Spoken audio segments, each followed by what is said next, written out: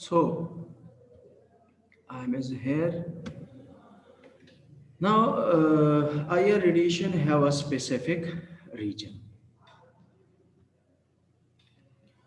It starts from 8.8 micrometer up to 1000 micrometers. Or in units of nanometer, 800 nanometers up to 1 millimeter. क्योंकि 0.8 micrometer अब जब nanometre में convert करेंगे तो that will be equivalent to 800 nanometres. और इसी तरह हमारा जो 1000 माइक्रोमीटर है that is equivalent to 1 millimetre. So this whole range, zero point 0.8 micrometer up to 1000 micrometer, is subdivided into three regions. Near IR region, it starts from 0.8 to 2 micrometer. Middle IR starts from 2 to 15. Far IR starts from 15 to 1000 micrometer. So most of the analytical applications are limited to the middle IR regions. ज़्यादातर जो analytical applications that is invert that is in the middle IR, limited to the middle IR region because absorption of organic molecule are high in this region. तो ज़्यादातर absorption जो है वो किस region में होगा? middle IR region में, यानी from 2 to 15 माइक्रोमीटर्स. इसको आप मतलब नैनोमीटर में भी कन्वर्ट कर सकते हैं. अगर आप पर सेंटीमीटर में लेना चाहें वेव नंबर तो उसमें भी कन्वर्ट किया जा सकता है. अब इसमें देखें प्रिंसिपल ऑफ आईआर स्पेक्ट्रोस्कोपी. इस स्लाइड में आपको नजर आ रहा है, जैसा कि हमने कहा था कि आईआर स्पेक्ट्रोस्कोपिक टेक्निक को वाइब्रेशनल स्पेक्ट्रोस्कोपी भी कहा जाता है. कि इसमें आप देखें टू मॉलिक्यूल्स जो है, एक single molecules made up of two atoms. ये दोनों एटम्स ऑफ सिंगल मॉलिक्यूल जो है वो क्या करते हैं? वाइब्रेट करते हैं आफ्टर एब्जॉर्बिंग आईआर रेडिएशंस. अब देखिए ये मॉलिक्यूल जो है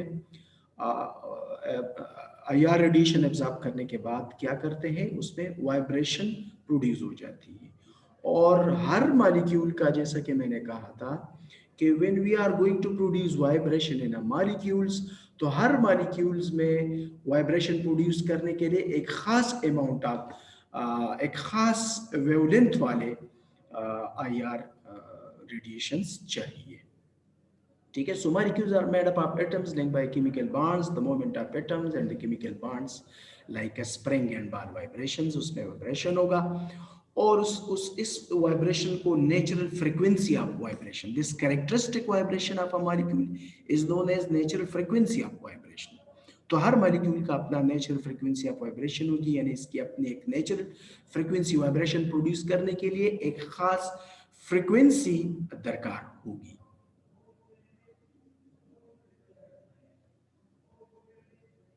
ठीक है.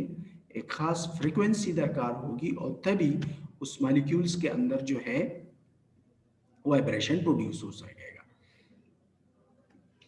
इसी तरह when energy in the form of infrared radiation is applied, then it causes the vibration between the atoms of the molecules. देखें, जब हम इंफ्रारेड रेडिएशंस को मॉलिक्यूल पर से अप्लाइड करते हैं और जब मॉलिक्यूल्स को खास frequency of vibration of IR radiations, या जो हम आईआर फ्रीक्वेंसी या आईआर रेडिएशंस अप्लाई कर रहे हैं, तो अप्लाई आईआर रेडिएशंस अप्लाई करने के बाद जब आईआर रेडिएशन की एक खास फ्रीक्वेंसी मॉलिक्यूल्स के साथ कोलाइड करता है, so the molecule will start natural frequency of vibration and thus the vibration will be produced in a manner. मतलब इसका in short ये है कि when applied infrared frequency becomes equal to the natural frequency of vibration, एक तो molecule की अपनी natural frequency of vibration और एक जो है हम क्या कर रहे हैं, हम फ्रीक्वेंसी ऑफ वाइब्रेशन क्या करते हैं? अप्लाइड कर रहे हैं. ठीक है. सो जब हम फ्रीक्वेंसी ऑफ वाइब्रेशन अप्लाई करेंगे, जो अप्लाई कर रहे हैं और जो नेचुरल फ्रीक्वेंसी ऑफ वाइब्रेशन है, when both becomes equal in magnitude, after that जो है क्या होगा? वो प्रोड्यूस होगा वाइब्रेशन इन मॉलिक्यूल जो है वो प्रोड्यूस हो सकेगा. इसी तरह जो है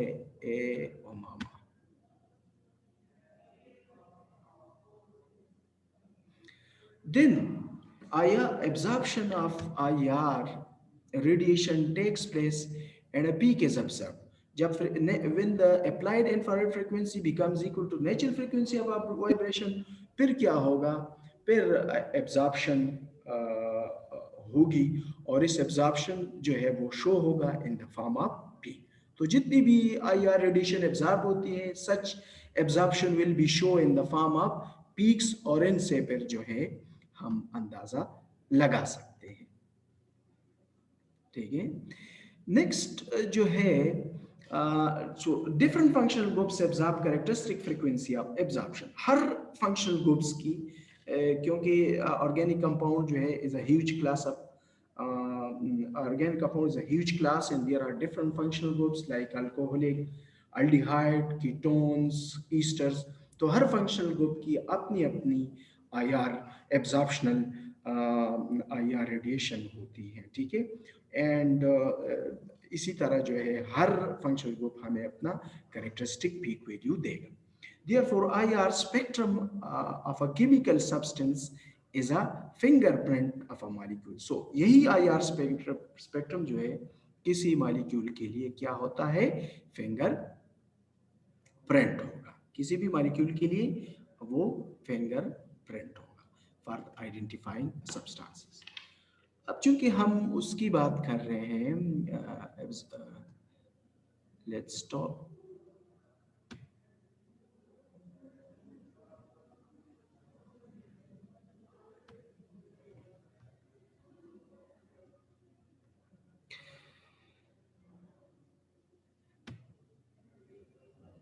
अच्छा, now we have molecular vibrations.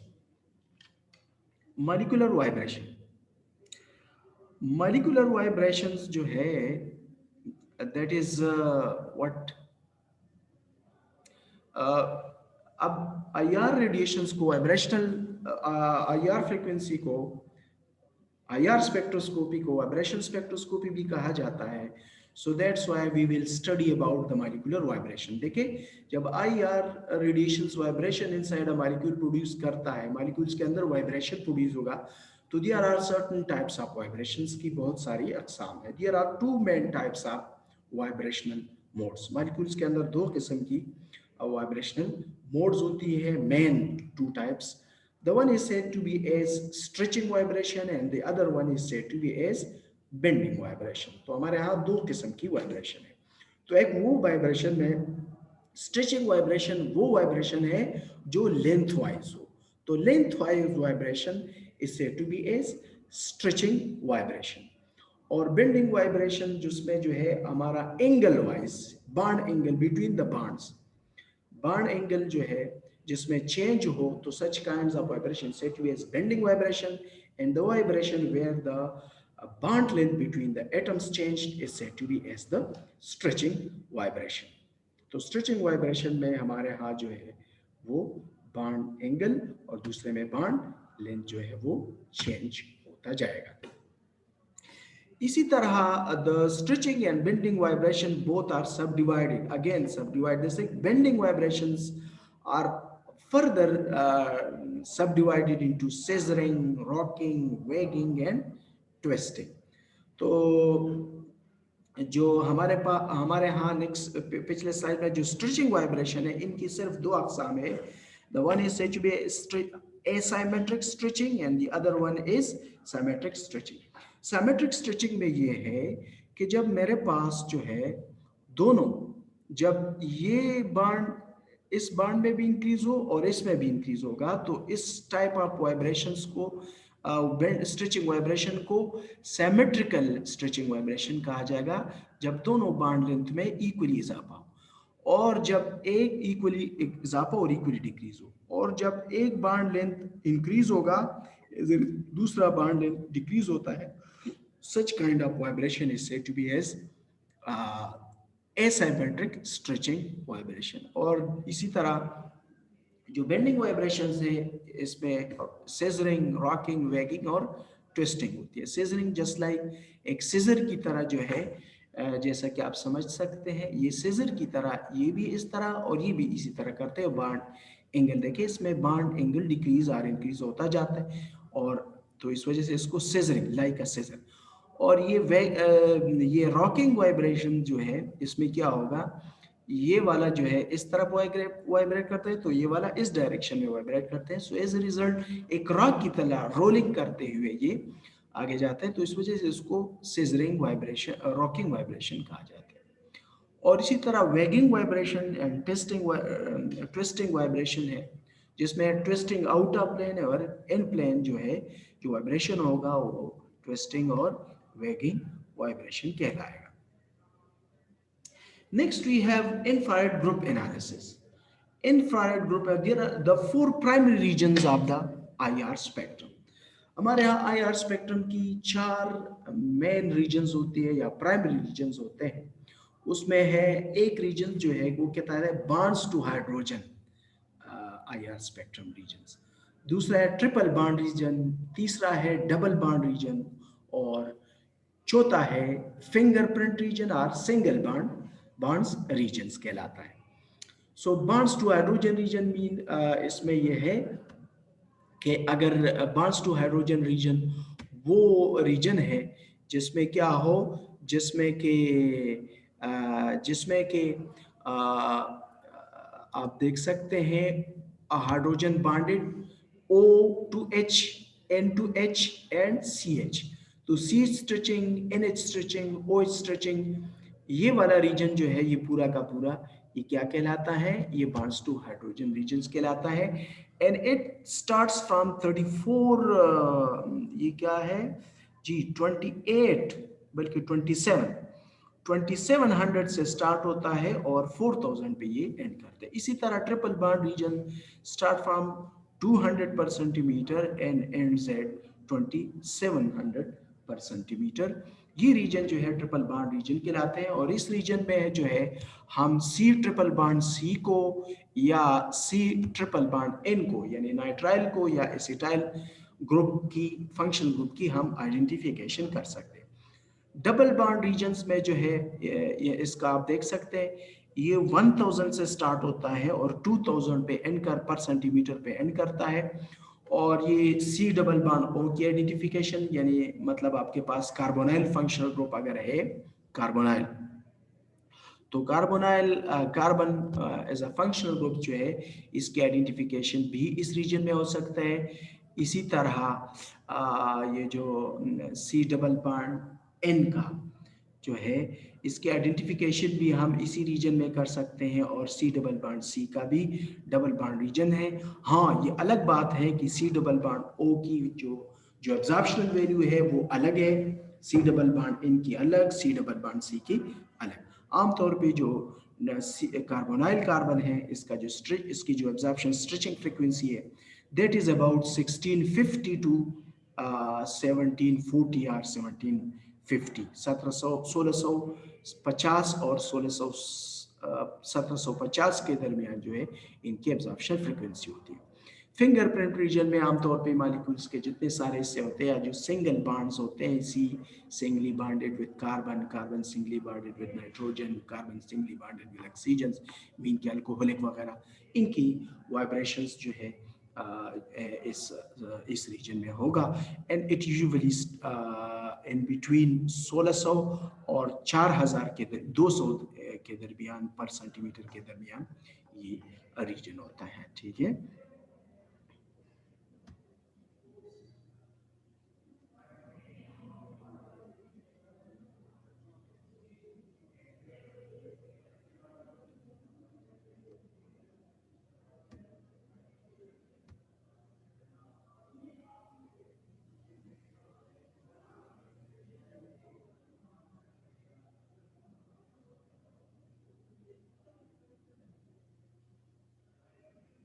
now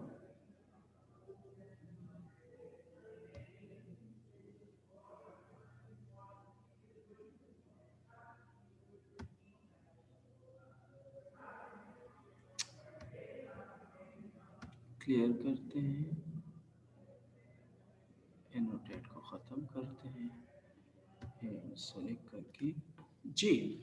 बिल्कुल इसी स्लाइड में हमें नज़र आ रहे हैं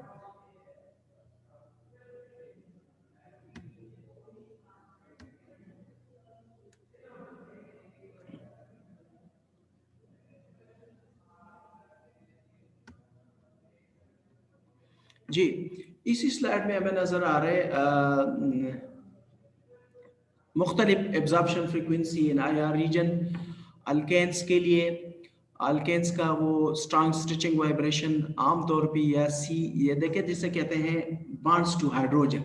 तो bonds to hydrogen CH bonding की जो स्टिचिंग है, स्ट्रॉन्ग स्टिचिंग वाइब्रेशन 1340 और 1470 स्ट्रॉन्ग स्टिचिंग होती है अल्केन्स के लिए।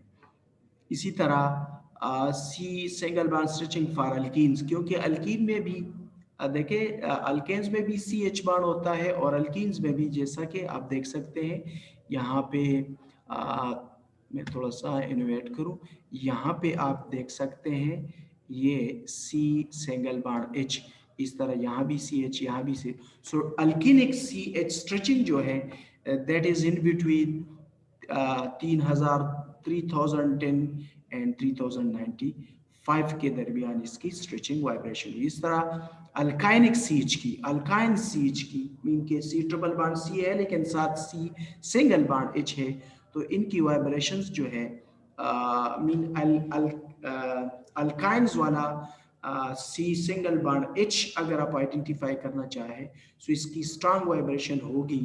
इसकी आमतौर पे वाइब्रेशन होती है कहाँ पे 3300 पर सेंटीमीटर में। इसी तरह अरोमेटिक रिंग्स के अंदर भी C single bond H bond पाए जाते हैं, इसके मतलब जो कार्नर्स होते हैं। और अरोमेटिक रिंग्स का जो CH स्ट्रेचिंग है that will B identify in the at the range of 3010 to 3100 medium stretching होगी, और इसकी स्ट्रांग जो है 690 एंड 900 होगी। इसी तरह OH स्ट्रेचिंग ये भी बॉन्ड्स टू हाइड्रोजन वाला रीजन, और जैसा कि हमने कहा था ये 2700 से स्टार्ट होता है और 4000 तक जो है ये जाता है। और इसमें आप देख सकते हैं इसमें जितने सारे हैं 2700 और 4000 के दरमियान है सारा ये जो OH सिंगल बॉन्ड स्ट्रेचिंग है, सारा का सारा आप देखें तो ये इसी रेंज में जो है वो आ सकता है। सो अगर monohydric monomeric alcohol monomeric dimeric वगैरह अगर आप इसके बाद एक single OH group attach to the ring, क्या है सिंगल OH ग्रुप है और अल्कोहलिक फिनोल्स है या अल्कोहल है, तो इनकी जो स्ट्रेचिंग वाइब्रेशन फ्रिक्वेंसी है वो ऐसा होगा। और इसी फ्रीक्वेंसी से हम अगर हमारे पास पीक बने एट दिस पोजीशन, इस पोजीशन पर पीक बनता है तो हम समझ जाएंगे कि हमारे पास अल्कोहलिक फंक्शनल ग्रुप है या फिनोल वाला OH ग्रुप शो करेगा। इसी तरह hydrogen bonded to alcohol phenols और मोनोमेरिक कार्बोक्स, तो फिर ये इसी रेंज में एब्जॉर्प्शन होगी। लेकिन इसी तरह अगर कार्बोक्सिलिक एसिड वाला OH है, क्योंकि कार्बोक्सिलिक एसिड में भी तो OH ग्रुप होता है ना, जिस तरह के हम कहते हैं ये देखें कार्बोक्सिलिक C और double bond O, C double bond O और सिंगल बॉन्ड OH। तो क्या है कहने का मतलब ये है कि कार्बोक्सिलिक एसिड में भी OH OH ग्रुप पाए जाते हैं। तो कार्बोक्सिलिक वाला इस एसिड वाला OH को हम कैसे आइडेंटिफाई करेंगे, क्योंकि OH अल्कोहल में भी हो सकता है, कार्बोक्सिलिक एसिड में भी हो सकता है, फिनोल में भी हो सकते हैं। तो कार्बोक्सिलिक वाला OH ग्रुप को आइडेंटिफाई को आप कैसे आइडेंटिफाई करोगे, इसके आइडेंटिफाई करने का तरीका ये है कि इसकी एब्जॉर्प्शन फ्रीक्वेंसी जो है दैट इज, और ये हमें पीक देगा, ब्रॉड पीक देगा at position of 2500 to 2700 nanometre पे ये हमें पीक देगा।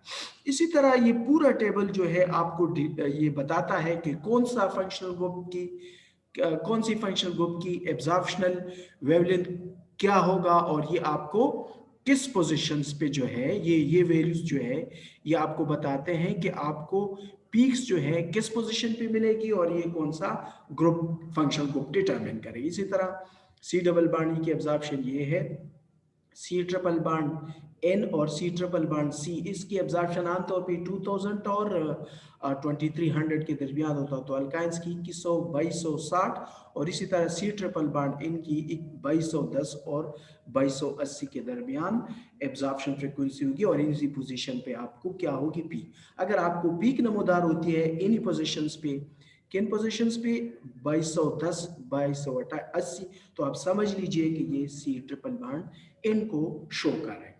इसी तरह कार्बोनाइल कार्बन को कार्बोनाइल सी डबल बॉन्ड हो, अगर एल्डिहाइड की वजह से, कीटोन की वजह से कार्बोक्सिलिक एसिड और ईस्टर्स में पाए जाते हैं। एल्डिहाइड में भी कार्बोनाइल कार्बन होता है, कीटोन्स में भी होती है, कार्बोक्सिलिक एसिड में भी और ईस्टर में भी पाया जाता है। और इनकी एब्जॉर्प्शन फ्रीक्वेंसी है रेंज ऑफ 1690 टू 1750, ये इसकी एब्जॉर्प्शन रेंज होती है और इसमें जो है वो पाए जाते हैं। ठीक है, इसी तरह बाकी के लिए भी जो है हम इस ग्रुप से जो है आप लोग कर सकते हो कि इनकी एब्जॉर्प्शन फ्रीक्वेंसी कहाँ कहाँ पे होगी। नेक्स्ट स्लाइड जो है ये बिल्कुल हमारे पास जो है क्या है, डिफरेंट आईआर स्पेक्ट्रोफोटोमीटर्स हैं, इनकी शेप्स देखें, ये सैंपल होती है। यहाँ पे जो है हम क्या करते हैं, यहाँ पे हम सैंपल पुट करते हैं, यहाँ पे सैंपल पुट किया जाता है और सैंपल पुट करने के बाद जो है इसको कंप्यूटर के साथ लिंक किया जाता है। कंप्यूटर के साथ लिंक करने के बाद जब आप इसको ऑन करते हैं तो यहाँ पे एक ग्राफर पे में आईआर स्पेक्ट्रम आपको बनता है और आप आईआर स्पेक्ट्रम से फिर आप अंदाज़ा लगा सकते हैं कि कौन सा पीक किस पोजीशन पे है, और इस पोजीशन के लांदी के नीचे जो है पीक वैल्यू भी दी होती है। And you can, from these peak values, you can determine the different functional groups and can told about a substance कि ये मेरे पास कौन सा compound है। जी बिल्कुल, we have IR spectrophotometers, we have dispersive instruments, we have Fourier transform IR system, we have non-dispersive IR instrument. So हमारे पास तीन किस्म की IR इंस्ट्रूमेंट्स होते हैं। Dispersive instrument, monochromator to be used with a monochromator, and that is to be used in the mid IR region for spectral scanning and quantitative analysis के लिए। Fourier transform system जो है widely applied and quite popular in far IR। तो mid IR reason के लिए देखिए, अब जैसा कि हमने कहा कि IR हमारे पास IR टोटल रीजन हम तीन में डिवाइड करते हैं, mid IR, far IR and near IR। तो मिड IR रीजन एब्जॉर्प्शन के लिए अगर हमारे पास एक कंपाउंड की एब्जॉर्प्शन मिड IR रीजन के अंदर आता है तो इसके लिए डिस्पर्सिव इंस्ट्रूमेंट यूज किया जाता है। अगर फार मिड और फार IR और मिड IR रीजन वाले एब्जॉर्प्शन स्पेक्ट्रो एब्जॉर्प्शन के लिए जो है हम फूरियर ट्रांसफॉर्म यूज करते हैं। और नॉन डिस्पर्सिव इंस्ट्रूमेंट जो है use filters for the wavelength selection are infrared absorbing gas in the detection system for the analysis of gas at a specific wavelength। इसमें आप अपने लिए नॉन डिस्पर्सिव इंस्ट्रूमेंट के लिए आप अपने लिए जो है इसमें ना कोई IR नियर IR रीजन की, ना फार IR रीजन्स की, न मिड IR रीजन की, तो इसके लिए आप जो है वेवलेंथ सिलेक्शन खुद कर सकते हैं। आप समझते हैं कि मेरा जो एब्जॉर्प्शन है वेवलेंथ है वो किस रीजन में आता है, तो अकॉर्डिंगली जो है ये आप इसके लिए अपना वेवलेंथ जो है सेलेक्ट कर सकते हैं।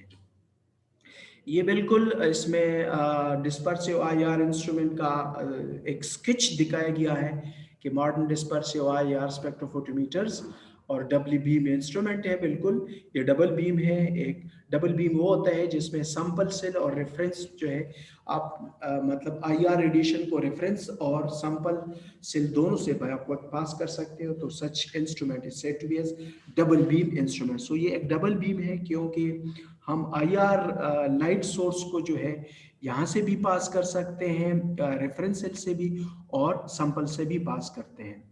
So it's a very simplified sketch for the dispersive IR spectrophotometer।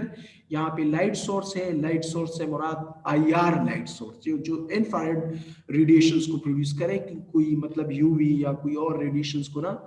So light source यहाँ IR रेडिएशन प्रोड्यूसर लगा होगा और जो रेडिएशन प्रोड्यूस होगा उन IR रेडिएशंस को फिर हम बैक वक्त सैंपल से और रेफरेंसेस से जो है पास करते हैं। और इस तरह फोटोमीटर लगा होगा हमारे जो है यहाँ जो लाइट पास होगी इसको इंटरेक्ट करते हैं उसके साथ प्रोसेस करते हैं, फिर लाइट जो है मोनोक्रोमेटर और फिर डिटेक्टर रीजन। डिटेक्टर रीजन में डिटेक्शन होती है, पीक्स बनते हैं मॉनिटर के ऊपर और उन पीक्स का प्रिंट लेके, और पीक्स के नीचे जो है वो वैल्यू भी दी होगी, क्या कौन सी value, IR region absorption value होगी, और इन एब्जॉर्प्शन वैल्यू को टेबल्स के साथ जो कि जिसका मैंने अभी जिक्र किया, कुछ टेबल्स का, उन टेबल्स के साथ हम मैच करते हैं और फिर ये फाइंड आउट करते हैं कि ये मेरे पास कौन सा फंक्शनल ग्रुप जो है ये डिनोट करता है। जी, डिस्पर्सिव स्पेक्ट्रोफोटोमीटर का डिटेल डायग्राम्स आप इसमें देख सकते हैं। ये भी डबल बीम इंस्ट्रूमेंट है, ये थोड़ा सा डिटेल स्केच है। इसमें जो है ये यहाँ पे ये क्या है, लाइट सोर्स होती है। थोड़ा सा मैं इसको इनोटेट करूँ। जी, यहाँ पे मेरे पास जो है ये क्या है, यहाँ पे लाइट सोर्स होगी। लाइट सोर्सेज जो है ये लाइट सोर्स से जो लाइट IR रेडिएशन है, इससे इस लेंस से हम पास करेंगे तो यहाँ आएगा, और यही IR सोर्स रेफरेंस से भी और सैंपल से बाय पास होते हैं और फिर इनकी इंटरेक्शन होती है।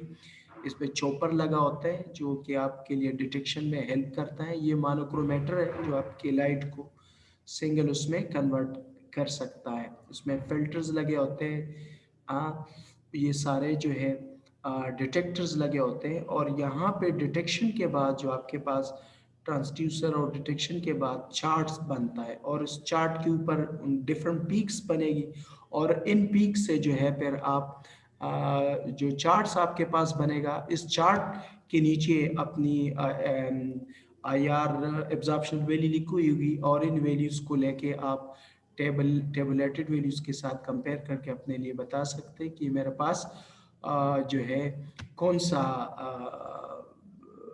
क्या है, कौन सा मेरे पास वो है, क्या कहते हैं, कौन सा मेरे पास फंक्शनल ग्रुप है। जी, absorption frequency of functional groups, जी ये टेबल तो मैं ऑलरेडी डिस्कस कर चुका हूँ। ये हाइड्रोजन बॉन्ड रीजन है, देखें, O single bond H, N single bond H, C single bond H, N C single bond H। ये वो रीजन है जिसको कहा जाता है हाइड्रोजन बॉन्ड रीजन, ठीक है। और ये डबल बॉन्ड रीजन है, ये ट्रिपल बॉन्ड रीजन, ठीक है, ये ट्रिपल बॉन्ड रीजन कहलाता है। और ये डबल बॉन्ड रीजन है ये वाला जो है, और ये इस रेंज में देखें, ये एब्जॉर्प्शन फ्रीक्वेंसी। और ये फिंगरप्रिंट रीजन, फिंगरप्रिंट रीजन जो है यहाँ से लेके यहाँ तक सारा फिंगरप्रिंट रीजन कहलाता है। थोड़ा सा इंफ्रारेड एब्जॉर्प्शन फ्रीक्वेंसी, इस स्लाइड को भी देखते हैं। Infrared absorption frequency, structural unit frequency. देखिए, अगर आपका C सिंगल बॉन्ड H है और जिसमें इस P वो है, सॉरी, अगर आप ये इस P हाइब्रिडाइजेशन है, इस P हाइब्रिडाइजेशन मीन कि यहाँ पे कोई आपके पास क्या है, ट्रिपल कोवेलेंट बॉन्ड है। देखिए, इस P स्ट्रेचिंग से हमारा यहाँ पे ट्रिपल बॉन्ड C, यहाँ पे क्या है, ट्रिपल बॉन्ड C, तो मतलब इस P हाइब्रिडाइज्ड कार्बन, तो इस P हाइब्रिडाइज्ड कार्बन या ट्रिपली बॉन्डेड कार्बन के साथ जो हाइड्रोजन होता है, इसकी वाइब्रेशन फ्रीक्वेंसी होगी 3310 to 3320 पर सेंटीमीटर। ये इसको इन यूनिट ऑफ पर सेंटीमीटर हम जो है कर सकते हैं। इस तरह sp2 हाइब्रिडाइज कार्बन के साथ अगर हाइड्रोजन बॉन्डेड है तो इनकी एब्जॉर्प्शन फ्रीक्वेंसी जो है ये रहेगी।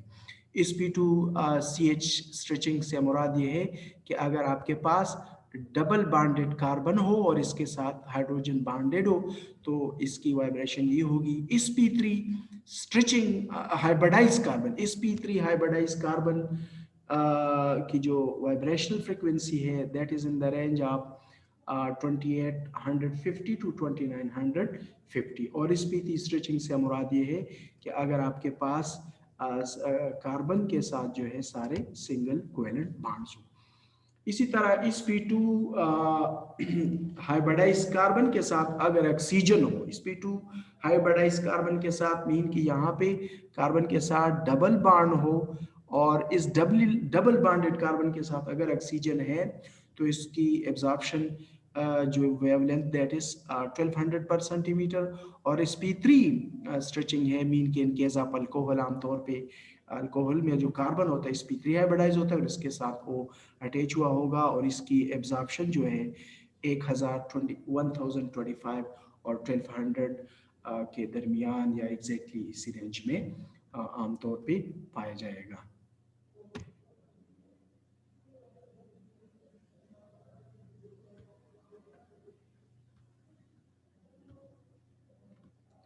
इसी तरह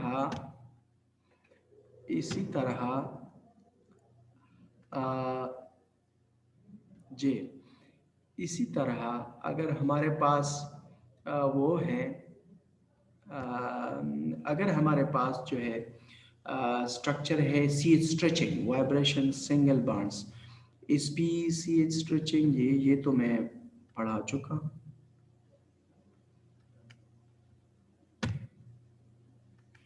जी infrared absorption frequency stretching vibrations multiple bonds, अगर हमारे पास जो है सी डबल बॉन्ड सी है तो इसकी एब्जॉर्प्शन 1620 टू 1608 होगी। अगर सी ट्रिपल बॉन्ड सी है, जैसा कि मैंने कहा था कि इसके आमतौर पे इस रेंज में होगी, और सी ट्रिपल बॉन्ड इनकी इस रेंज में होगी। मेरे ख्याल से आज के लिए इतना काफ़ी है डियर स्टूडेंट्स। अब Saeed Aiman Jamshed and Umama both are online, और इसी तरह अगर आप क्वेश्चन पूछना चाहते हैं तो आप लोग जो है मुझसे पूछ सकते हैं। लेट मी, मैं आप लोगों को अनम्यूट कर देता हूँ।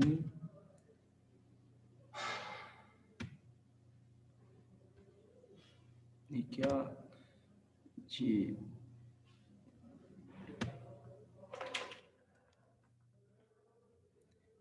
Let me unmute you.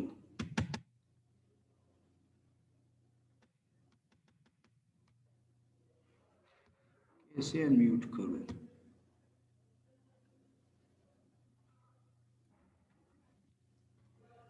Hello, अस्सलाम वालेकुम।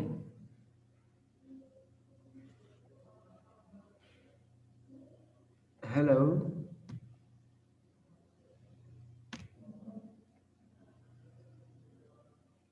जी मामा।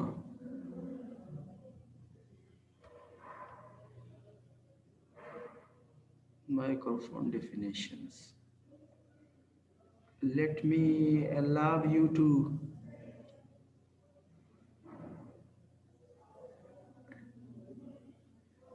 अच्छा, now I have 7 participants at this time.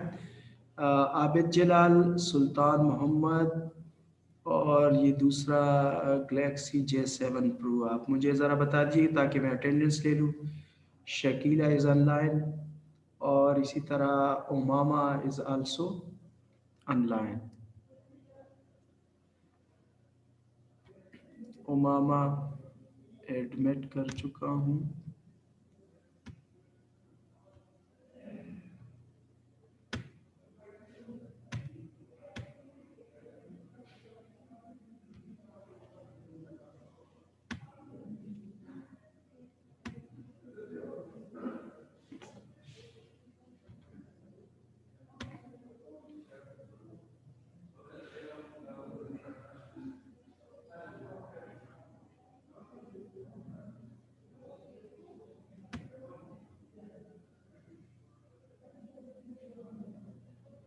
Hello.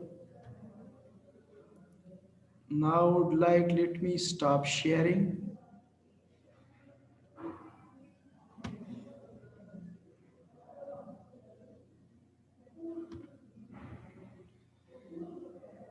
जी सुल्तान।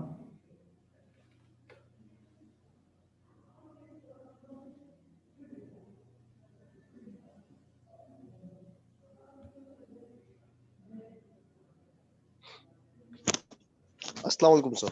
वालेकुम अस्सलाम, कैसे आप? ठीक ठाक, शुक्र अल्हम्दुलिल्लाह सर। जी आप देख रहे हैं मुझे? Yes sir. स्लाइड्स की मैंने तो अभी थोड़ा सा पढ़ाया आपको, लेकिन मेरे ख्याल से आप जो है वो थे। ज्वाइन नहीं कर चुके थे उस टाइम मेरे ख्याल से। सर मैंने वो किया था, उसे क्या कहते हैं, रिक्वेस्ट भेजी हुई थी ज्वाइन करने के लिए, बट एक्सेप्ट नहीं हो रहा था। अच्छा अच्छा अच्छा, सॉरी यार, बस मैंने अभी एक्सेप्ट किया है। थोड़ा सा मुझे सर कोई यार मसला नहीं है। ये सिस्टम नया है, we are new at this, so आहिस्ता आहिस्ता से जो है हम भी अब सीख रहे हैं। बिल्कुल सर। सर अ, लेक्चर तो सर आपने अपलोड किया हुआ है ना उस पे, जी अभी पोर्टल पे? जी जी बिल्कुल, अब सेव कर रहे हैं ना, तो okay sir, thank you sir. हाँ हाँ फिर तो तो कोई मसला नहीं। हाँ हाँ तो इंशाल्लाह अभी मैं कर रहा हूँ।